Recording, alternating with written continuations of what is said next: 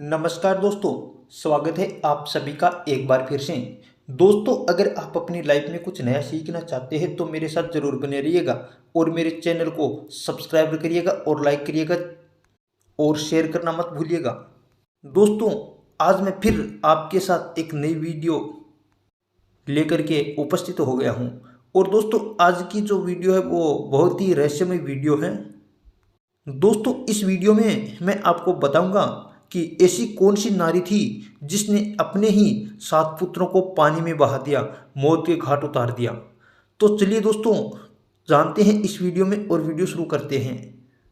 दोस्तों, एक समय की बात है कि स्वर्ग में 8 बसु रहते थे और एक दिन एक धो नामक बसु, जिसका नाम था धो, वो बसु खेलते खेलते गुरु वशिष्ठ जी के आश्रम में चले आते हैं। और उस आश्रम में गुरु वशिष्ठ जी की एक नंदिनी नामक गाय बंधी हुई थी। दोस्तों, गाय बहुत ही सुंदर थी और उस गाय में बहुत ही विशेषता थी। तो उस धो नामक बसु ने उस नंदिनी गाय को चुरा लिया। और जब गाय की चोरी की तो उस बात का गुरु वशिष्ठ जी को पता चला कि आज मेरे आश्रम में मेरी गाय नहीं है। तो गुरु वशिष्ठ जी ने अपने तपोबल से देखा तो पता चला कि बसु उस गाय का अपहरण करके ले जा रहा है। तो गुरु वशिष्ठ जी ने क्रोधित होकर के उस बसु को श्राप दे दिया कि हे दुष्ट बसुओं, तुमने जो काम किया है यह ऐसा काम तो मनुष्य करते हैं।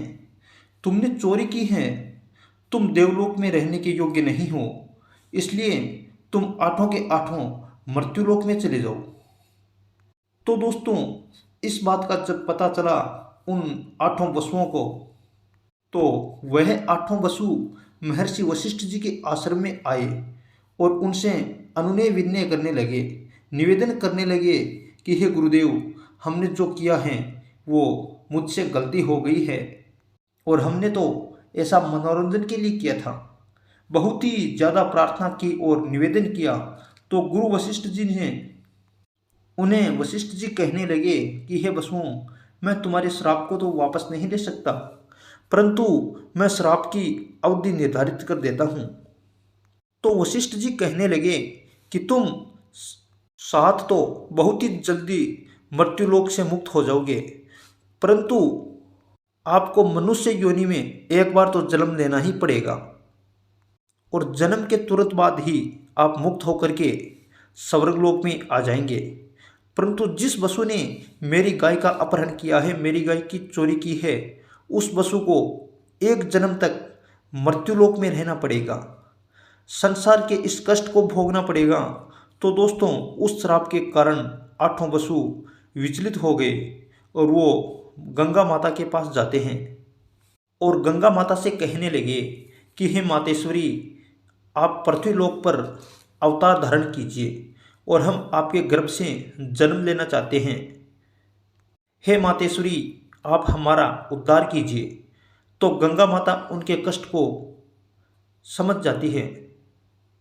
गंगा माता कहने लगी कि ठीक है पुत्रों, मैं तुम्हारे उद्धार के लिए पृथ्वीलोक पर जरूर आऊँगी और वहाँ पर अवतार धारण करूँगी और हस्तिनापुर नरेश के राजा शांतनु से विवाह करूँगी मैं और तब तुम्हारा उद्धार होगा। तो जब हस्तिनापुर नरेश महाराज शांतनु से गंगा का विवाह हुआ, गंगा जी ने शांतनु से एक शर्त रखी थी कि जो भी कार्य मैं करूँगी उसके लिए आप मुझे रोक नहीं सकोगे। अगर आपने कभी भी कोई काम या बात का मुझसे विरोध किया तो मैं उसी वक्त छोड़ करके चली जाऊंगी आपको। तो महाराज शांतनु गंगा पर बड़े ही मोहित थे, क्योंकि गंगा है वो परम सुंदरी थी, इसलिए राजा शांतनु गंगा की हर शर्त मंजूर कर लेते हैं। तो दोस्तों, जब समय आने पर गंगा माता के गर्भ से पहले पुत्र का जन्म हुआ तो जन्म होते ही उस पुत्र को पानी की धारा में बहा दिया। राजा शांतनु देखते रह गए, वह वचनबद्ध थे, राजा कुछ नहीं कह सके। जब दूसरे बच्चे का जन्म हुआ तो उस पुत्र को भी माता गंगा ने उसी तरह पानी में बहा दिया। फिर भी राजा शांतनु चुप रहे, कुछ नहीं कह सके। इस तरह देखते ही देखते 7 पुत्र पैदा हो गए और सातों को पानी में बहा दिया, और वह सातों पुत्र मृत्युलोक से मुक्त होकर के स्वर्गलोक में चले गए। तो दोस्तों, जब धो नामक वसु का जन्म हुआ, यानी 8वें पुत्र का जन्म हुआ गंगा माता के गर्भ से, तो गंगा 8वें पुत्र को लेकर के चलने लगी तो महाराज शांतनु क्रोधित हो गए और कहने लगे गंगा से कि हे दुष्टनी, तू क्या मेरे कुल का अंत ही करके रहेगी। तो इस बात पर गंगा माता कहने लगी कि ठीक है राजन, यह आपका पुत्र अपने पास रखिए और मैं आज के बाद कभी भी आपके पास महल में नहीं आऊँगी, क्योंकि आपने मेरी शर्त का उल्लंघन किया है। तो यह बात गंगा के मुंह से सुन करके राजा शांतनु बहुत ही दुखी हुए और गंगा माता कहती हैं राजा शांतनु से कि जब आपका पुत्र बड़ा होगा तो मैं आपको सौंप दूंगी, और अब मैं जाती हूँ। तो गंगा माता उस पुत्र को लेकर के चली जाती है।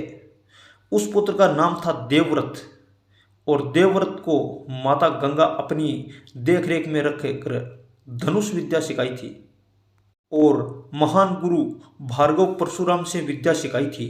और जब वह पुत्र बड़ा हुआ तो उन्हें हस्तिनापुर नरेश राजा शांतनु को सौंप दिया, और वही देवव्रत आगे चल करके महान पितामह भीष्म के नाम से प्रसिद्ध हुआ। वह धो नामक वसु था, वही बड़ा होकर के भीष्म बना था।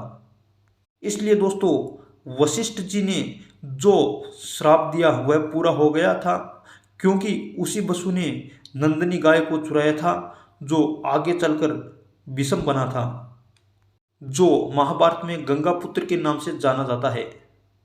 तो चलिए दोस्तों, वीडियो को यहीं विराम देते हैं, मिलते हैं अगली वीडियो में। वीडियो को लाइक करिएगा और शेयर करिएगा, सब्सक्राइब करिएगा, कमेंट बॉक्स में ज़रूर लिखिएगा।